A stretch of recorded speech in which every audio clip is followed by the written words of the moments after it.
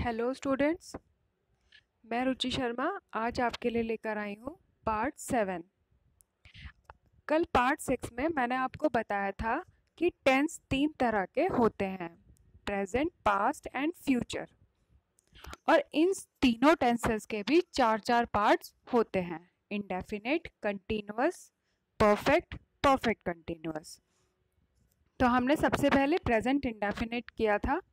ये आज हमारे पार्ट 7 में है next tense, past indefinite tense. आज हम पास्ट इंडेफिनिट टेंस के बारे में पढ़ेंगे। पास्ट इंडेफिनिट टेंस की पहचान क्या होती है?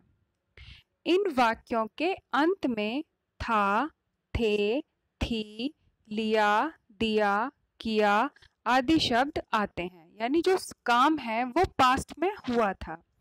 अब हमारे जितने भी सेंटेंस टेंसेस होते हैं वो हम 3 तरह से बनाते हैं, अफर्मेटिव, नेगेटिव, इंटेरोगेटिव। सबसे पहले हम अफर्मेटिव सेंटेंस बनाएंगे। इन सेंटेंसेस में सभी सब्जेक्ट्स के साथ, चाहे वो सिंगुलर है चाहे वो प्लूरल है, सबके साथ हम वर्ब की सेकेंड फॉर्म का यूज करते हैं। ठीक है, मैंने एक पत्र लिखा था। मैंने को इंग्लिश में आई बोलेंगे। लिखने की सेकेंड फॉर्म रोट होती है, जिसमें डब्लू साइलेंट है इसलिए रोट बोलते हैं। अ लेटर, यानी सबसे पहले आपको कर्ता लगाना है, उसके बाद वर्ब की सेकेंड फॉर्म, उसके बाद कर्म। अब ये सेकेंड फॉर्म कहाँ से मिलेंगे आप लोग सोच रहे होंगे। इसके लिए मैंने कुछ सिंपल फॉर्म्स लिखी हैं। जो वर्ब होती है यानी जो कार्य होता है वो 3 फॉर्म्स में होता है, फर्स्ट, सेकेंड और थर्ड। तो पास्ट इंडेफिनिट के जो अफर्मेटिव सेंटेंस होंगे उसमें आपको सेकेंड फॉर्म यूज करनी है। ठीक है, ये कुछ फॉर्म्स हैं जो आप अपनी कॉपी में नोट डाउन कर लेना और इन्हें लर्न कर लेना।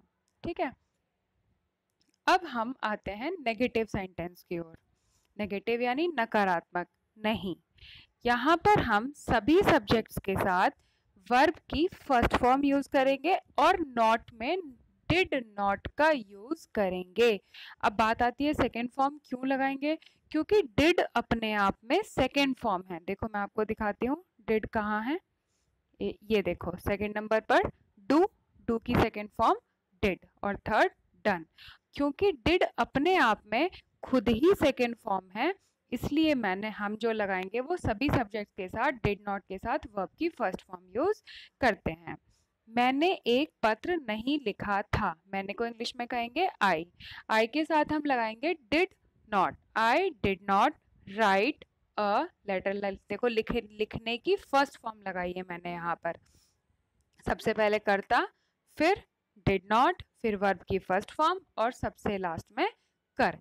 ठीक है, उसके बाद आता है इंटेरोगेटिव यानी प्रश्नवाचक वाक्य। ये 2 तरह से बनाएंगे, अगर वाक्य के बीच में क्या हो। ठीक है, अगर वाक्य के शुरू में क्या है या फिर वाक्य के बीच में कोई प्रश्न सूचक शब्द है। अगर वाक्य क्या से शुरू होता है तो हम क्या करेंगे, क्या करते आए हैं अब तक, हेल्पिंग वर्ब को सबसे पहले लिख देते हैं। और यहाँ पर हेल्पिंग वर्ब क्या है, डिड है। तो डिड सबसे पहले लगाओगे, फिर कर्ता, फिर वर्ब की फर्स्ट फॉर्म, फिर कर्म और सबसे लास्ट में प्रश्न सूचक चिन्ह लगाना है।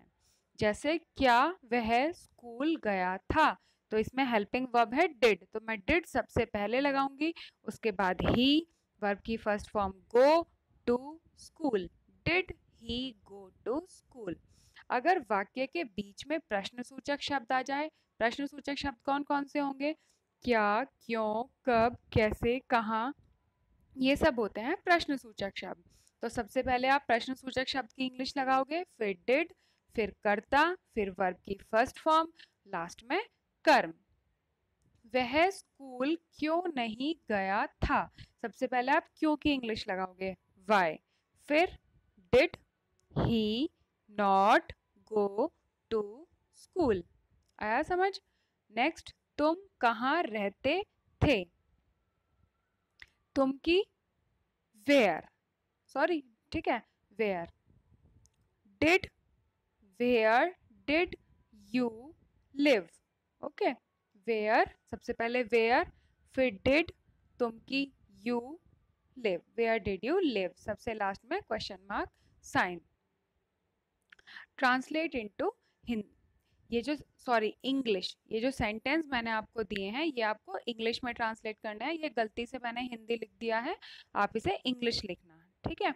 वह अपना काम करती थी, करती थी मतलब लड़की है, she does, did, she did her work. Her क्यों लगाया मैंने, क्योंकि शी के साथ अपने के लिए हर लगाते हैं, ही के साथ क्या लगाते हैं, हिज लगाते हैं। इसी तरह से देखो इसमें थर्ड वाला सेंटेंस है, तुमने मेरी सहायता की, तुम के लिए क्या लगाओगे, यू। सहायता करने की थर्ड फॉर्म क्या होती है, हेल्प्ड, हेल्प्ड होती है, तो हेल्प्ड लगाओगे, यू हेल्प्ड मी।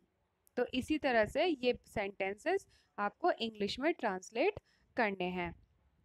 अब नेक्स्ट पार्ट में मैं आपके लिए नेक्स्ट टेंस लेकर आऊंगी, तब तक आप पीछे का भी साथ साथ रिवीजन करते हुए चलना। Thank you.